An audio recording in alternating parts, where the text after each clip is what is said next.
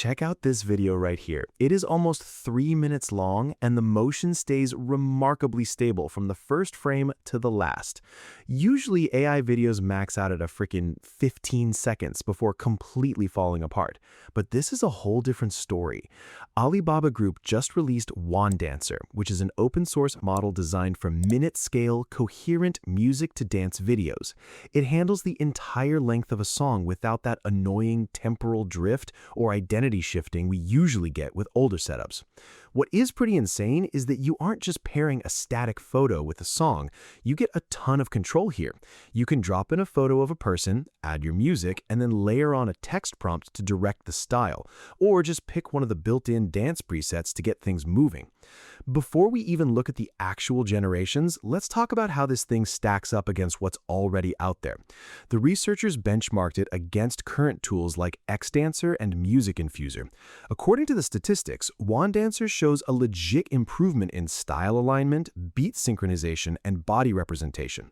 It leads Music Infuser in overall consistency and holds a clear advantage over Xdancer when it comes to keeping hands and facial features realistic during complex movements. It is a solid step forward for zero-shot video generation in this specific niche. Let's look at some of these generations. Just a quick heads up before we start, I might have to mute the audio on some of these clips in this video to avoid copyright claims, but I've linked the project page in the description if you want to dive deeper. First up, we have this Chinese classical dance clip. On the left is the input image of the person, and on the right is the output.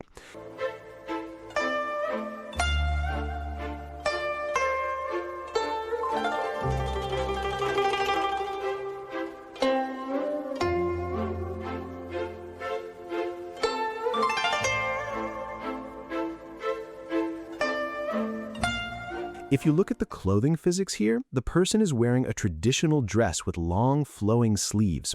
When the arms move up, the fabric flows in a natural way. There's also some subtle camera panning that follows the person as they glide across the scene. The music synchronization isn't flawless, but it aligns well enough with the traditional instrumentation to feel natural. Next, let's switch over to this 19-second K-pop clip.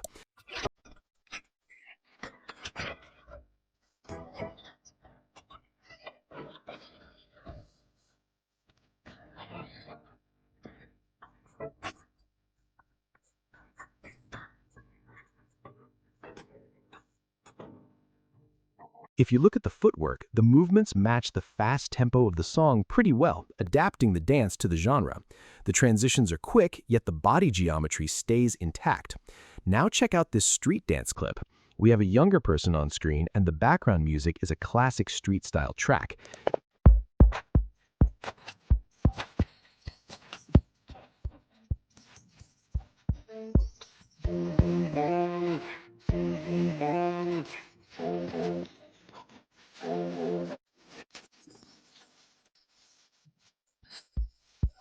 You can see how the person performs the choreography, and the body isolation actually fits the style.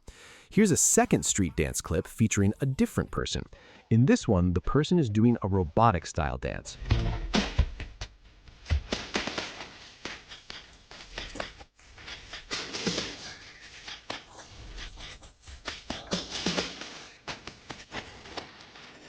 Holy smoke, look at that! The transitions are sharp and mechanical, which fits the beat quite well. The model manages to capture those distinct pauses and locks that are characteristic of pop and lock routines, demonstrating its versatility across different movement tempos. To keep this balanced, let's look at some of the clear limitations because no model is perfect. If we play this tap dancing example, the movements look decent, but the audio tells a different story.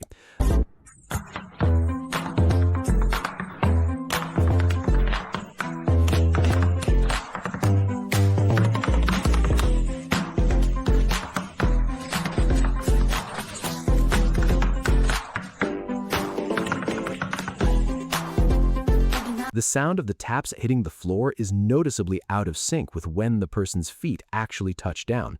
With tap dancing, that timing needs to be precise, so the lag is visible. In the second tap clip, the issue is even clearer.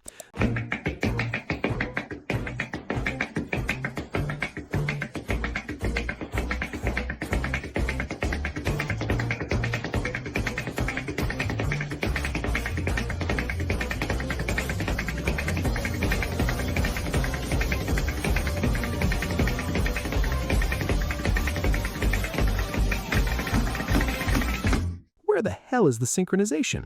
This tells us that temporal alignment for complex, rapid rhythmic percussion is still a weak spot. The model struggles to map those high-frequency tap sounds to immediate physical responses, resulting in a routine that feels disconnected from the rhythm. We also have Latin dance. Playing this first clip, the hip movements and posture align with the style.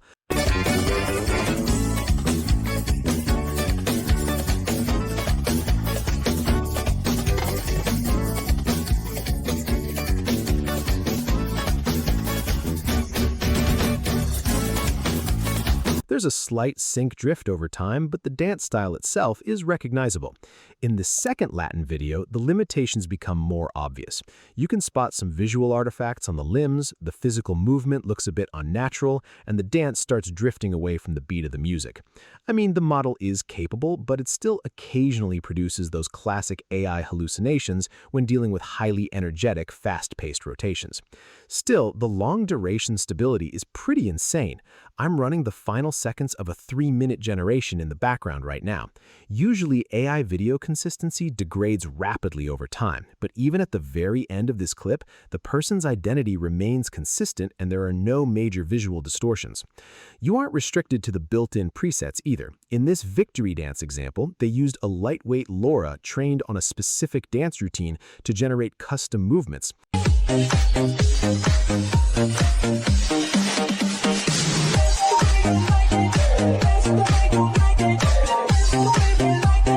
The result is fairly clean and shows how you can customize this for specific trends without having to retrain the whole network. Another cool feature is using one input image with multiple different music clips. The exact same person performs distinct routines tailored to each song, with the styling and pacing adapting to the rhythm of the audio. You can do the reverse with one song and different reference images. Let's look at using different seeds. Playing these side by side, the input image and song are identical, but the seeds are different. The genre is the same slow Chinese dance, but the physical movements are different in each clip.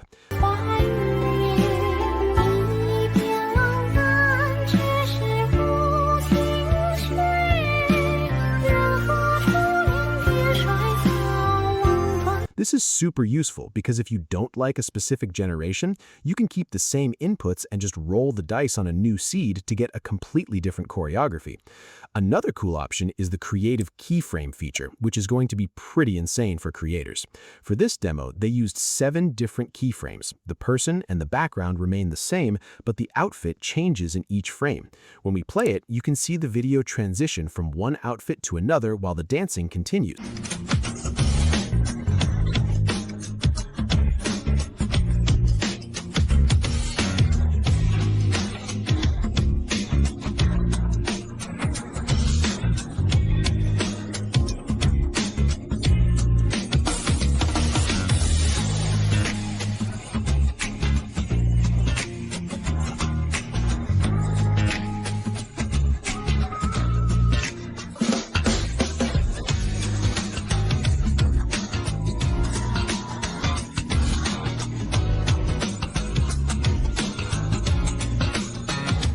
These transitions are slightly jumpy, but most of them are pretty smooth. You can also use keyframes to guide the movement itself. Here, we have 8 keyframes on the side, where the background and outfit are identical, but the pose is different in each one. Playing the video, the person transitions through these exact poses in order, which gives you some choreography control. It's a cool way to blend manual posing with automated motion generation. To wrap up the demos, let's look at a direct comparison with other models. On the left is the reference image, the middle is X-Dancer, and the right is Wan-Dancer. In the middle video, there's some blurring and distortion around the face and hands, and the movement feels stiff. The Wan-Dancer generation on the right is a lot cleaner, has less distortion, and the dance movement looks more naturally intense. The spatial resolution holds up much better, meaning you don't get that face melting effect that usually happens when AI characters move too quickly or turn away from the camera. So how does this work under the hood? It uses a 2-stage hierarchical framework. Think of it like a traditional animation workflow. In stage 1, which is the global planning stage, The model takes the image, audio, and text prompt to sketch out a rough storyboard. It maps out the skeleton and plans the choreography using dynamic frame rate adaptation. It's only planning the movements at this stage, not rendering any pixels. Stage 2 is the local temporal refinement. This is where the model fills in the visual details, using optical flow data to render the final video at 720p at 30 frames per second.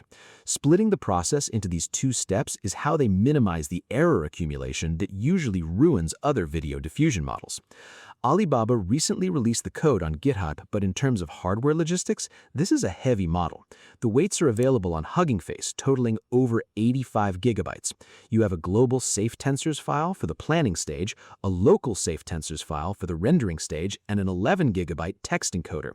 Running the model at full precision requires around 80 gigabytes of VRAM, which puts it out of reach for most consumer setups.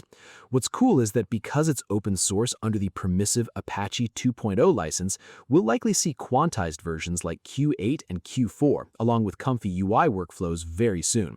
I've put all the links in the description below so you can check out the examples and code. Hit like and let me know in the comments how you plan to use this. I'll see you in the next video.